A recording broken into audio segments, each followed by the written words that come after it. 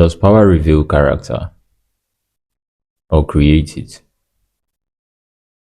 In December 2021, myself and my friend we visited some of our former neighbors. We were having a conversation and they were telling us about this man and some of the pretty remarkable things that he has done. After a while, they brought out a book written by him.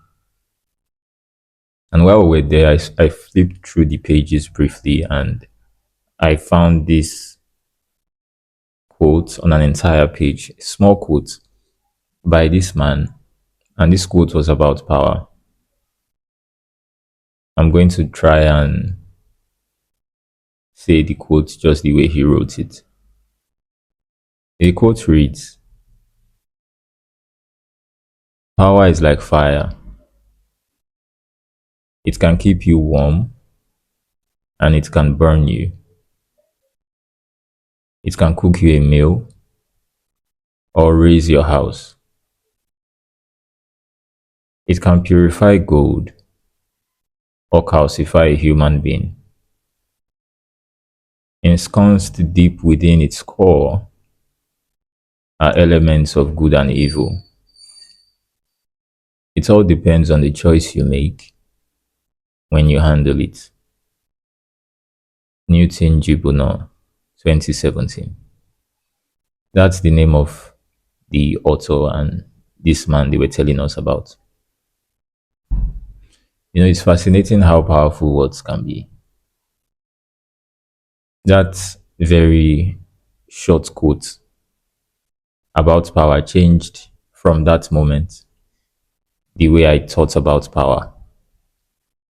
You see, up until that point, I had disliked power as a concept, partly because of how it's being used by governments and how other people use it too,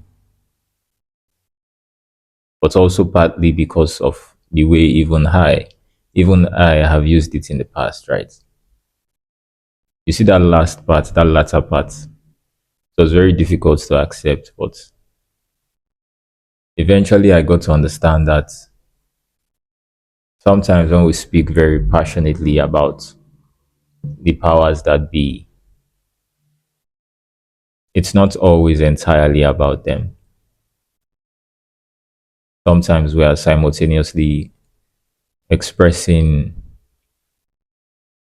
shame and guilt and dislike for the kind of destruction and damage and suffering that we have created in the past when we handled power. And that is not a bad thing. It's a good thing, it's responsibility, it's accountability. Even though it's subconscious, it's not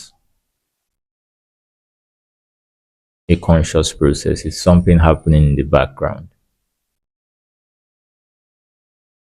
But it's a good thing.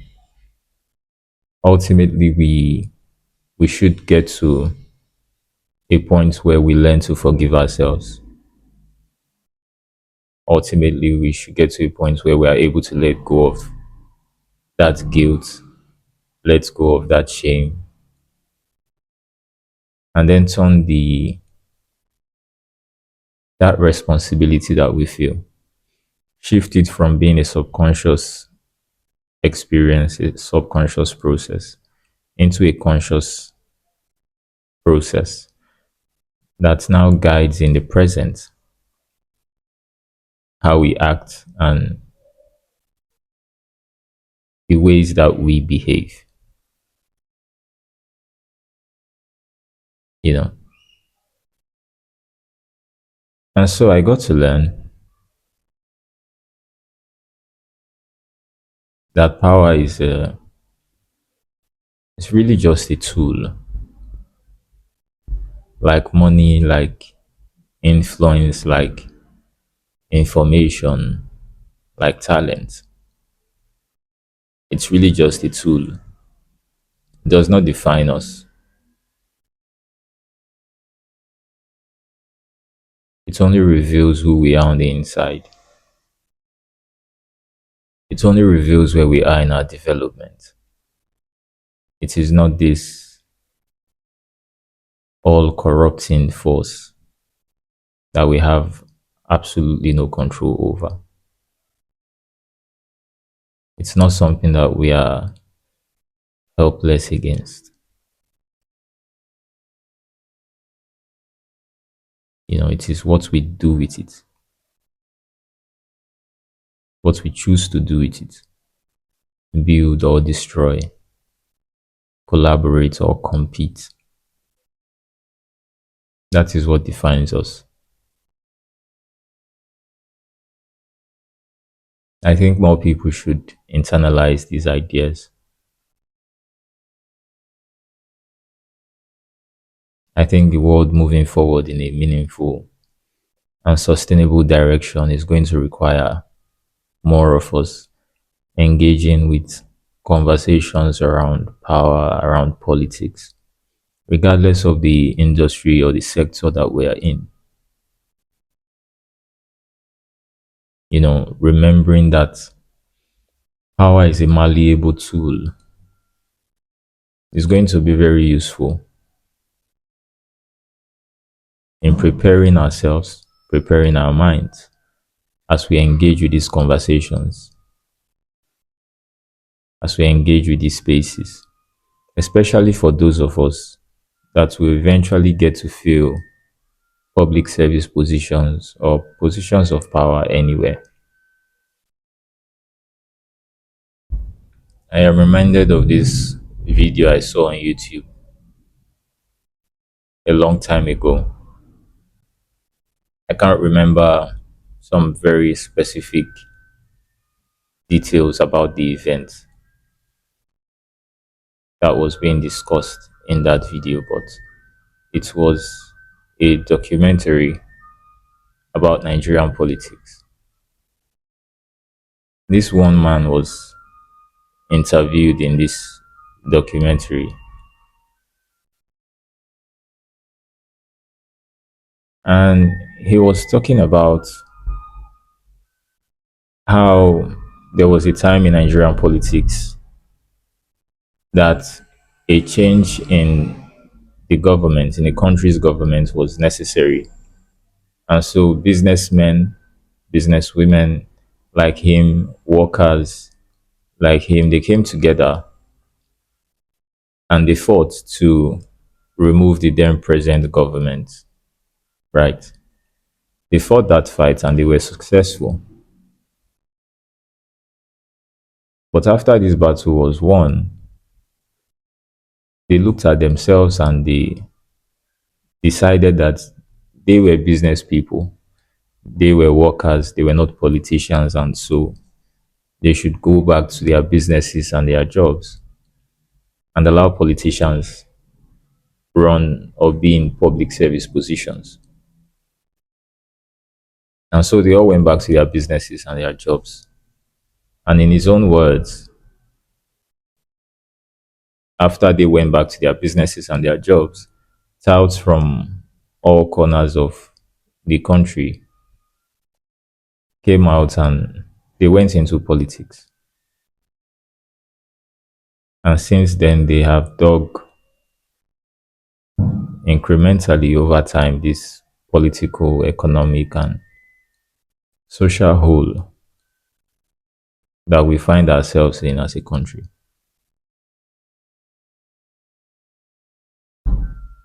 And that makes me think about, or it's part of the reason why I'm speaking about how everybody should, in some way, shape, or form, engage in conversations around politics and power, regardless of the industry you're in. I don't think sectors like political sectors that affects everybody's lives,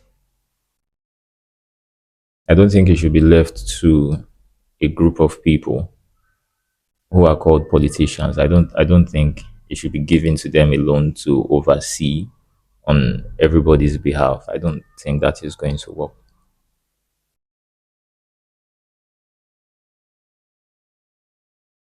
I personally don't think it's going to work. Even as far as the system of government that is used to take care of the resources of a country, I don't think it should be structured in that way. I think it should be structured in a way that lets the people rule themselves, and then the what we call leaders today will be, okay, I'm going deeply into the kind of government I would um, like to be in position, right? But that's pretty much what I think it should look like. People should be the ones making the decisions, and what we call leaders today, what we call politicians today, what we call presidents today, should be people who carry out the will of the people. They will be people who execute on the decisions made by the people. They don't decide what we spend the country's resources on. They don't decide what we spend our money on. The people decide what the next project for the country is going to be. And then that person's job is to execute that project, not to hand off money to the contractors. They won't control money. Their only job is to supervise the project. That's not that's my own idea on a type of government.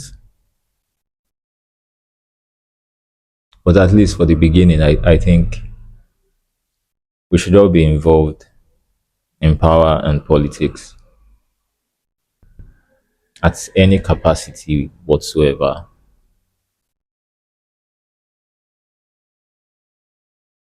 At any capacity whatsoever. If your life is affected by it, you should be paying attention to it.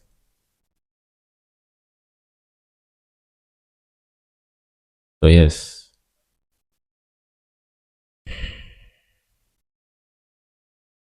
does power reveal character or create it?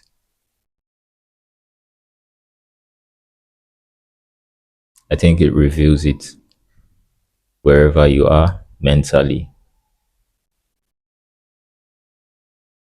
whatever your worldviews are,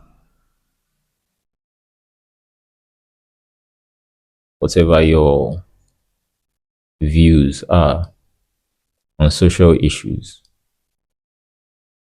it will be reflected when power is handed to you. It's those things you are going to focus on in the ways that reflect what you think about those issues. So power does not, we say absolute power corrupts. Yeah, maybe. Probably why I'm saying people should make decisions, and what we call presidents today should execute those decisions. You know, maybe nobody needs all that power. Maybe nobody should have all that power.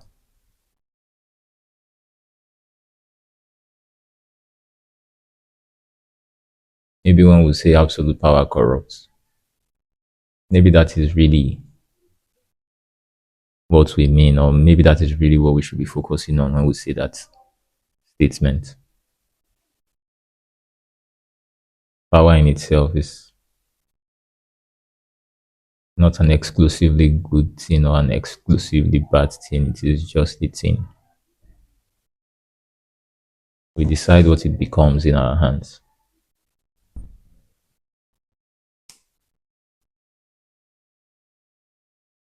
Those are my own thoughts.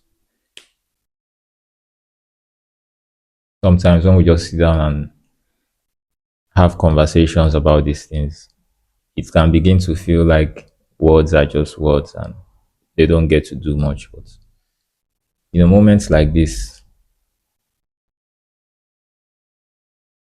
kind of makes you remember how much power words can have and how impactful they can be.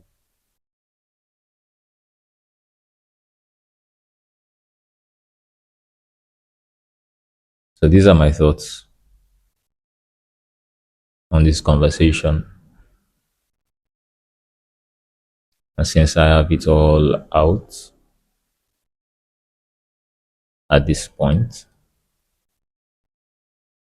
I'm going to stop here and I'll see you guys in the next video.